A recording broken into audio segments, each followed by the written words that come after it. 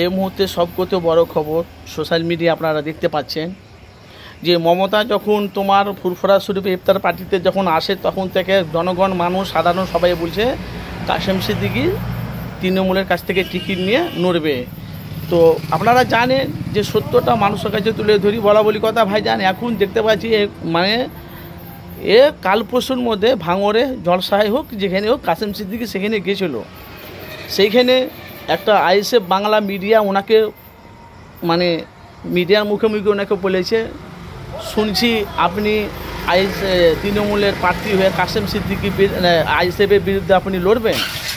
তো বলা বলি কথা ভাইজান, কাশেম সিদ্দিকী এ কথা বললো আগে আমি আমার ভাইয়ের পক্ষে আমি কথা বলবো, ভাইয়ের পক্ষে আমি লড়বো।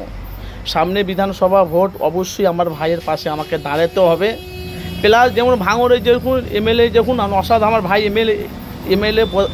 এমএলএ বিধায়ক আছে, এটা ক্যানিংয়ে যদি আমি যদি দাঁড়াই তো একটা ক্যানিংয়ের মা ওখান থেকে একটা অক্সিজেন পেয়ে যাবে না। তার মানে বুঝতে পেরেছেন, তার মানে আর একটা পীরজাদা নওশাদের পক্ষে হয়ে ক্যানিংয়ে লড়বে কাশেম সিদ্দিকী। 2000 আপনারা জানেন লোকসভা নির্বাচনী ভোটে তখন কাশেম সিদ্দিকী বলেছিল আমাকে যদি বাংলার মানুষ জনগণ যদি আমাকে চায় অবশ্যই আমি দাঁড়াবো।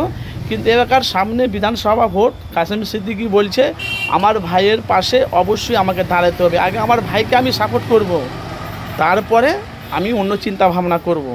তো মিডিয়াটা বলছে তাহলে আপনি যে বলছিলেন যে আইএসএফের তৃণমূলের প্রার্থী হয়ে আপনি আইএসএফের বিরুদ্ধে লড়বে, বলি সেটা তো আমি চাইছি না। আগে আমি দেখবো আমার ভাইয়ের কি এখন পরিস্থিতি। যেহেতু এখন সামনে বিধানসভা ভোট আসছে, তাহলে আমাকে অবশ্যই আমার ভাইয়ের পক্ষে আমার ভাইয়ের দিক দিয়ে আমাকে কথা বলতে হবে। এলাকায় যদি আমি ভাঙড়ে যদি দাঁড়াই তো একটা নতুন ক্যানিংয়ে যদি দাঁড়াই একটু ভালো পজিশন হবে না, একটা ভালো একটা অক্সিজেন পেয়ে যাবে। সেই নিয়ে এখন জনগণ সাধারণ মানুষ সেই ভিডিওটা কিন্তু ব্যাপক হারে সোশ্যাল মিডিয়া ভাইরাল হচ্ছে। তাহলে অনেক মানুষ বলছিল আইএসএফের বিপক্ষে ছিল কাশেম সিদ্দিকী, তৃণমূলের পক্ষে ছিল কাশেম সিদ্দিকী। এখন দেখতে পাচ্ছি কাশেম সিদ্দিকী আইএসএফের পক্ষে ছিল আর আইএসএফের পক্ষে আসে। আপনাদের মতামত জানাবেন, আপনারা যেখান থেকে আছেন অবশ্যই আপনারা জানাবেন।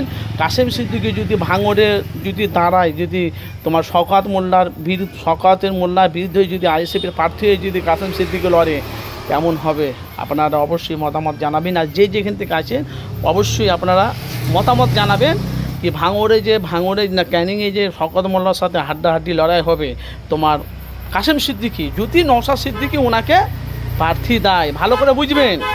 তো ওখানে কি শওকত মোল্লার সাথে হাড্ডাহাড্ডি লড়াই হবে, মতামত জানাবে। ওখানে কি ক্যানিংয়ে কি কাশেম সিদ্দিকী জিততে পারবে আইএসএফের পক্ষে হয়ে, আপনাদের মতামত জানাবেন।